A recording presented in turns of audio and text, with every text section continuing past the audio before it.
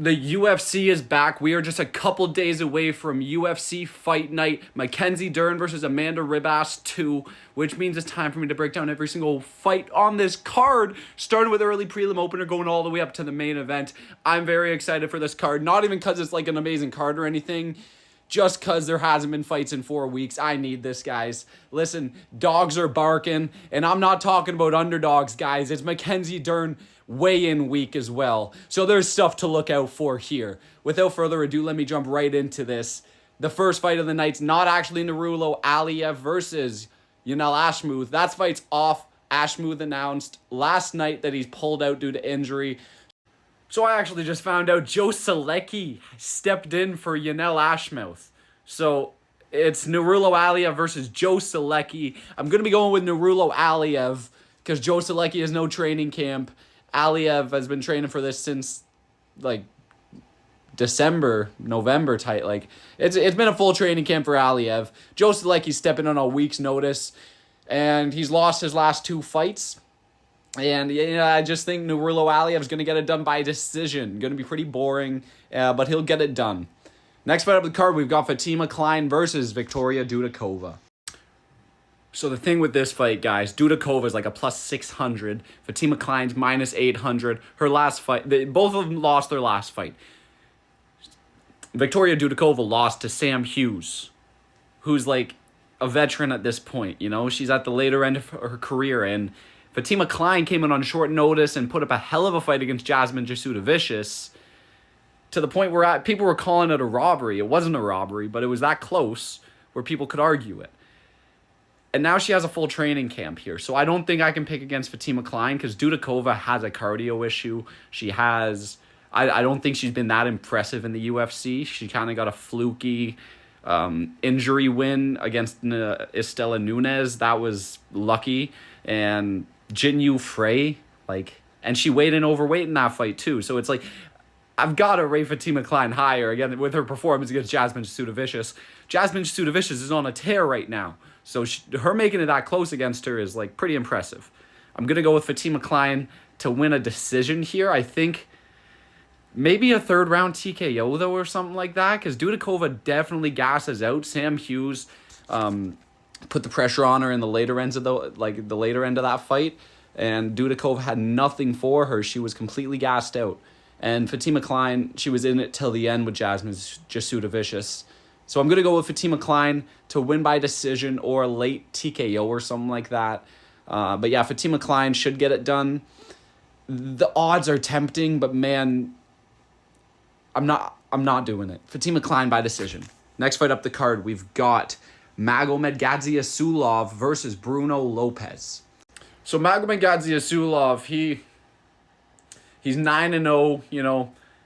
He beat Brenson Ribeiro in his last fight, couldn't get the finish, but Brenson Ribeiro, honestly, I predicted Gadziyasulov to get the finish, so it was a little surprising to me. Brenson Ribeiro, I thought, was a little chinny, but he does have a long reach. You know, it's awkward to get to him. He has a counter-striking background where he kind of lets you come forward and he's trying to hit you when he's moving backwards because he's pretty long. And it worked out for him in that Bruno Lopes fight, and he knocked out Bruno Lopes in the first round. And Gadziyasulov found his way to the ground, won the majority decision against Brenson Ribeiro. So Gadziyasulov definitely has the bigger upside here. Bruno Lopes, he kind of worked his way back. You know, he's put together 2 more wins since that knockout loss to Brenson Ribeiro, on Dana White Contender Series. He went back, won one in the random promotion, and then he came back to the Dana White Contender Series and got a knockout, and now he's back, ready to go, UFC debut, but I don't see it going his way. I think Gadziasulov's going to get it done. He's well-rounded. I don't think he's amazing or anything. He kind of gassed out against Brenson Ribeiro, if I remember correctly.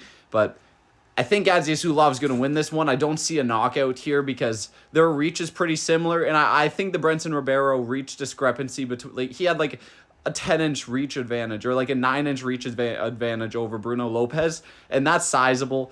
They only have an inch discrepancy here. So it's pretty close. And I think Gadziyasulov I don't think he's like a knockout machine or anything. I think he knocked out a couple cans back in the day, and I think he's riding on that. But he'll win by decision here, I think. And Bruno Lopes has been looking good recently, so he'll probably put up a good fight. But Gadziyasulov by decision will be the official pick. Moving up to the next fight of the card, Ernesta Karecaite versus Nicolle Calliari. So Karecaite lost her last fight to Dion Barbosa. That was a decision loss, and that was her first professional loss. Not much to go on. Calliari has been on a tear recently and got like a submission win on the Contender Series first round. Her past 3 wins are submission wins, but it's a low sample size. Calliari actually has more fights than Karecaite. See, I think Calliari actually has fought like better competition all around. Karecaite won a Dana White Contender Series fight against Carly Judice, who they brought into the company after, and she's now 3-2 professionally. So that's not a great record.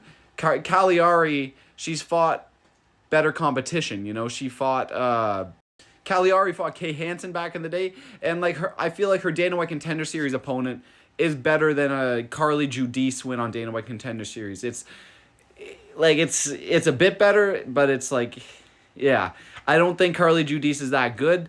Lafren Boyce, like her only losses are like Manon Fiorot and Jamie Lynn Horth and a couple others, but those are the notable ones. And I think Calliari, she does have a 62-inch reach compared to 71 for Karecaite, but she has submitted her last 3 opponents. She's got them to the ground. Dion Barbosa was able to control Karecaite for 2 of those 3 rounds. It was a 29-28 across the board in that fight. And I think Calliari will be able to at least win a decision here, which will be my pick, because Karecaite's never been submitted or anything, but I'm going to pick the underdog of Nicolle Calliari to win a decision. That's the official pick. Moving up to the next fight of the card. Preston Parsons versus not Gustafsson, it's Jacobe Smith. The guy coming off Dana White Contender Series, round 2 ground and pound KO on Contender Series. If you remember, amazing wrestling this guy showed off. I remember being blown away, man. This guy actually, he might be the real deal. And we're getting the test immediately against Preston Parsons. Peter Parker, man. This guy, people forget, man. Mike Perry back in the day, man. People forget about that. I'm just saying. Preston Parsons on the Daniel Rodriguez highlight reel. Jacobe Smith is going to have a fucking field day here, I think. This is a short notice for Jacobe Smith, but this is also a short notice for Preston Parsons if you think about it. He was not preparing for a Jacobe Smith. This guy's 9-0, amazing grappling he showed off. This guy's the future, and he's going to beat the fuck out of Preston Parsons. Call me crazy. He's going to take down Preston Parsons, roll him around, land some strikes. Not a round 1, but a round 2 TKO is what we're going with. Yeah. Next fight up the card, we've got Thiago Moises versus Trey Ogden. So Thiago Moises coming off of a loss to Ludovic Kline, which I don't think is that bad. He's kind of on a tear right now. And like Moises' recent losses aren't that bad, you know, if you look at them. He's lost to like Islam Makhachev, Joel Alvarez. The worst one, in my opinion, is the Benoit Saint Denis one, because in hindsight, it's not that good of a loss, you know, to have. Benoit Saint Denis looked like a fool recently, and Thiago Moises couldn't even get to the ground. Trey Ogden, you know, he's coming off a win over Loic Radzhabov, no contest against Nicholas Mata. He beat Kurt Holobaugh, but then he's losing to like Jordan Levitt and Ignacio Bahamondes, and like he's at 35. Thiago Moises is coming into his prime, 29 years old. I get he lost his last fight, but he's going to be out for blood. He wants this win, and you know, I think Thiago Moises is going to get it done by decision. Will be the official pick. Next fight up the card. The next fight up the card, we've got Marco Tulio versus Ihor Potieria. Marco Tulio, the man so nice, he had to win on Contender Series twice. He beat that Belgario guy that fought Poton back in the day, and I think he beat Pereira back in the day, but Couldn't do it on Contender Series, buddy. Ha ha. Marco Tulio then went back, won a fight in LFA, and then got another fight in Contender Series, won by knockout, got the contract. Potieria, 21-7. Listen, I picked this guy to beat. I picked Potieria to beat that Brickzek guy last year, and that was an amazing pick. But Potieria is not winning this one, guys. Marco Tulio's too good, too polished, and he's going to knock out Potieria, who's been knocked out 4 times before. I don't know what to tell you. Marco Tulio, round 2 KO. Round 1 KO. Round 1. Listen, Poteria's a brawler, guys. Potieria fucking puts it on the line. I love this guy because he is a killer, be killed type of fighter. You know, he was literally styling on Robert Brickzek. I'm pretty sure that's his name. He was styling on that guy. Made him look like a chump, you know. He was jumping in and out, 1-2 out, fucking coming in with a jab. This guy was looking like prime Michael Jordan out there. But Marco Tulio, he's the LeBron, you know. He's the current. Potieria is the guy of the past, you know. He's on his way out, you know. He's the lamb that they give to slaughter, you know. He's the lamb to the slaughter. So Marco Tulio, round 1 KO. I don't know, I'm taking this on, rambling so much, but Tulio, round 1 KO is the pick. Next fight up the card, we've got Jose Johnson versus Felipe Bunes. Jose Johnson, he's that 6-foot-tall flyweight. The guy's a fucking anomaly. Felipe Bunes is the guy from LFA that they brought in and Joshua Van murdered. They have like the same reach, but Jose Johnson's 5 inches taller than him. Bunes going to be trying to reach this guy's face. It's going to be a tough time for him. I think Jose Johnson's going to win this one by decision. I'm not going to take too long here, but yeah, Jose Johnson by decision will be the official pick. Moving up to the main card. So Punahele Soriano versus Uros Medic is the first fight on the main card.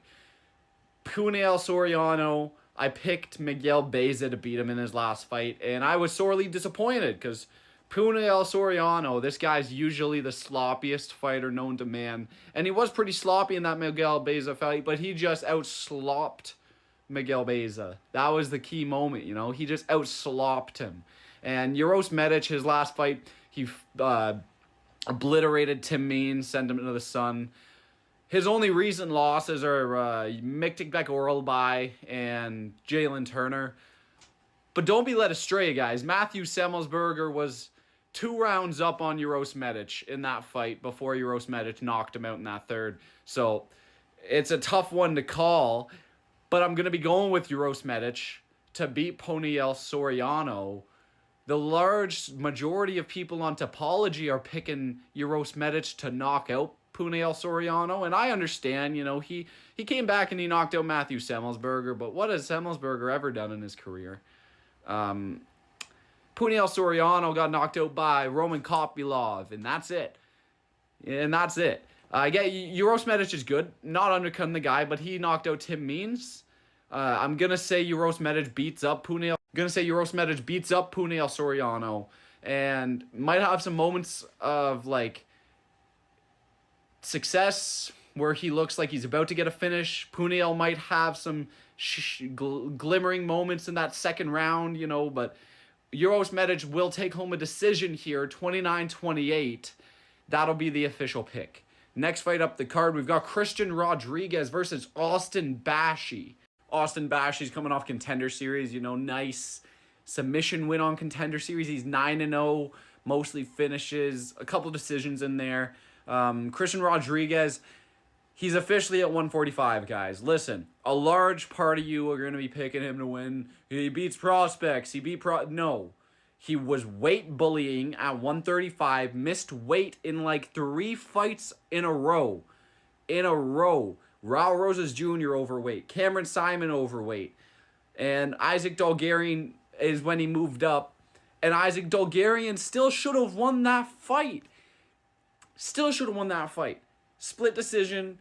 I think Isaac Dolgarian for sure should have won that fight. He did look bad in that third round, but I think for sure he won the first and second. And Austin Bashi, he's a 145er. He's not a 135er that Christian Rodriguez is going to be bigger than.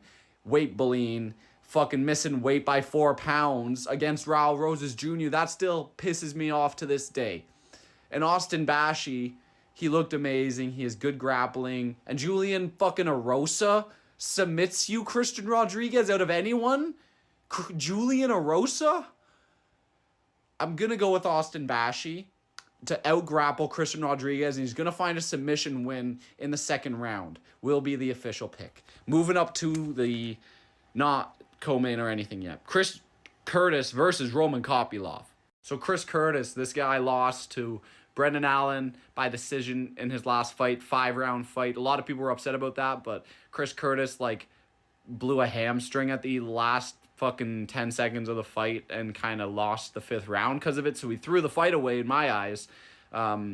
He beat Marc-Andre Barriault, who's like a walking corpse, I guess, but lost to Kelvin Gastelum, the fat fuck. He was losing to Nasruddin Imavov before an accidental head clash, and it's just, he's a back and forth. He's 30-11, and Roman Kopylov's coming off of a great performance against Cesar Almeida, which probably shouldn't have been a split. And I think he's going to do really well in this fight. Let me just say, Roman Kopylov, before that Cesar Almeida fight, had never been to a decision in the UFC. So I'm going to pick him to knock out Chris Curtis, guys. Which I get, it doesn't make sense. You know? Nasruddin Imavov couldn't get it done, but I mean, the fight got cut short. If you really think about it, he hasn't fought some great strikers recently. You know, Brendan Allen wasn't going to knock him out.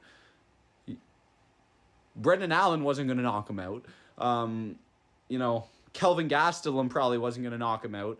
I think Roman Kopylov has a great chance to get the knockout against Chris Curtis. It's only a 3-round fight, so he'll have to put the work in because Chris Curtis is resilient. But I'm going to go with a Roman Kopylov round 2 or 3 TKO win. That's the official pick. Next fight up the card. Speaking of Cesar Almeida versus Abdul Razak Al-Hassan. Cesar Almeida lost to Roman Kopylov in his last fight. It was a split decision, but probably shouldn't have been. Kopylov got a bunch of takedowns, bunch of control time, and it was pretty close in the straight. Cesar Almeida had a bit more strikes than Roman Kopylov, but Roman Kopylov mixed it up and was definitely doing the better work. Got the knockdown too in the fight, but Cesar Almeida, great fighter still. Al-Hassan, is he a good fighter? I don't know. He beat Cody Brundage. He didn't. He disqualified himself against Cody Brundage, threw the win away when he could have got a round 1 KO. He started raining down elbows to the back of Cody Brundage's head, which, I mean, you count that as a win, right? Because all you guys count John Jones beating Matt Hamill as a win. In my head, when I'm thinking about Al-Hassan, I'd imagine that he already has been knocked out 3 or 4 times. It's only been once, Chaos Williams. But he's lost to submission to Joe Pyfer. He lost to Joaquin Buckley. He's got a bunch of losses, 6 or 7 of them. Cesar Almeida's gonna win this one, guys. He's gonna beat up Al-Hassan. I'm not ruling out a knockout, but I'm leaning towards a decision here because I think Al-Hassan, he might have that fight in him. You know, he kind of had that fight in him against Joe Pyfer before he got submitted.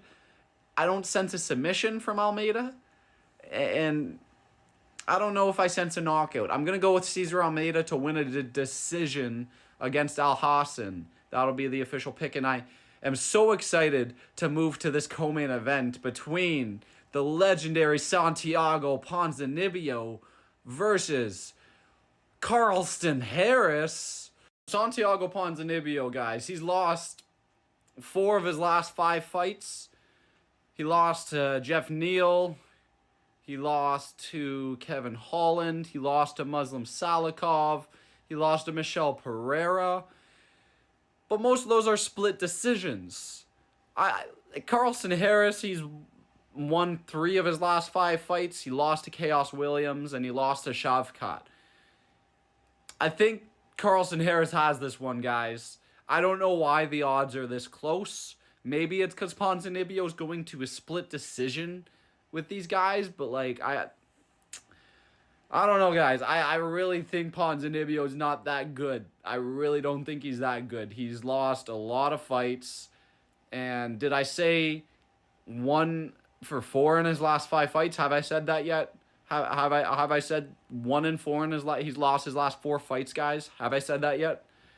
I don't think Carlston Harris loses, guys. Like, he might win a split decision, but Carlston Harris has this one in the bag, I'm saying.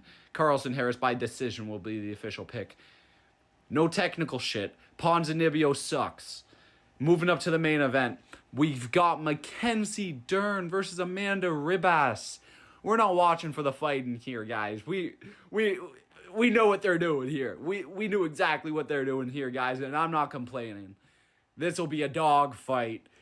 And I mean the dog as in me, I'll be barking. I gotta calm down. Mackenzie Dern versus Amanda Ribas. Now this fight's been tough for me to predict, guys. Mackenzie Dern, that Lupi Godinez win, I really like.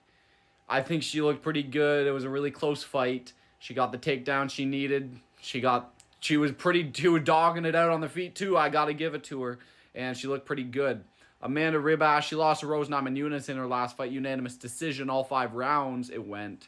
And that Virna Jandiroba win's looking pretty good now, isn't it? Because Virna Jandiroba is about to go into a title shot. But that was back in 2021. A lot has changed in Ribas's career since then. But that Rose Namajunas fight doesn't look too bad. But in my opinion, I think the recent win of Lupi Godinez outweighs the win from 2021 of Virna Jandiroba. It's some crazy math I'm doing here, but I think Mackenzie Dern, will be able to get takedowns off on Ribas. She'll bank a couple rounds here and there. We'll get some nice aerial views up above, some bird's eye view shots, if you know what I mean. And Mackenzie Dern, it'll all be high and mighty, big and beautiful, 5-round decision. Official pick for Mackenzie Dern, I'm going with. So let me know what you guys thought of the picks. I do have like a computer set up and everything. I'm just getting everything figured out on it, and then I'll be pumping out some YouTube videos and all that. So look out for those. Let me know what you thought of the picks. We'll be back here for more soon. Thank you for watching. Have a good one.